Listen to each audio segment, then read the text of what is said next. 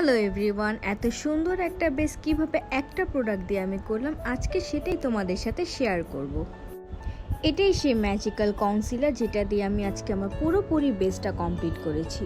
আমার আজকের বেজে কিন্তু আমি কোনো প্রকার কোনো ফাউন্ডেশন ইউজ করিনি। আর হ্যাঁ, আমি অফ ক্যামেরাতে আমার আইব্রো করার সাথে সাথে আমার আইলিডটাও সেট করে নিয়েছিলাম।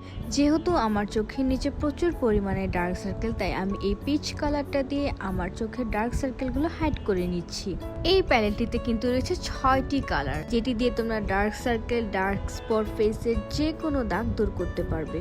আর আমার কাছে মনে হয় বিউটি স্পঞ্জ থেকে আঙ্গুল দিয়ে খুব ভালোভাবে প্রথমে ব্লেন্ড করে নেওয়া উচিত।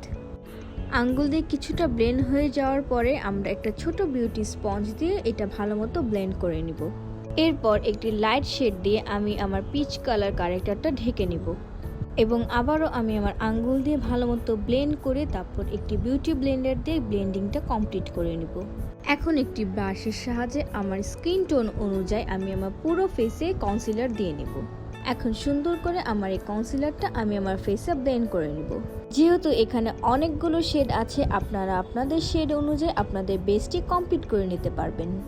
ও হ্যাঁ, এই সবুজ ক্যারেক্টারটা দিয়ে কিন্তু যাদের মুখে লাল তিল অথবা লাল স্পট আছে তারা হাইড করে নিতে পারবেন। ভালো মতো ব্লেন্ড করার পর আমি একটি লুজ পাউডার দিয়ে আমার এই কনসিলারটি সেট করে নিব। এই তো হয়ে গেল আজকে আমার ফুল কভারেজ বেস। দেখলেন তো কি সহজ আর ঝামেলা মুক্ত। আল্লাহ হাফেজ।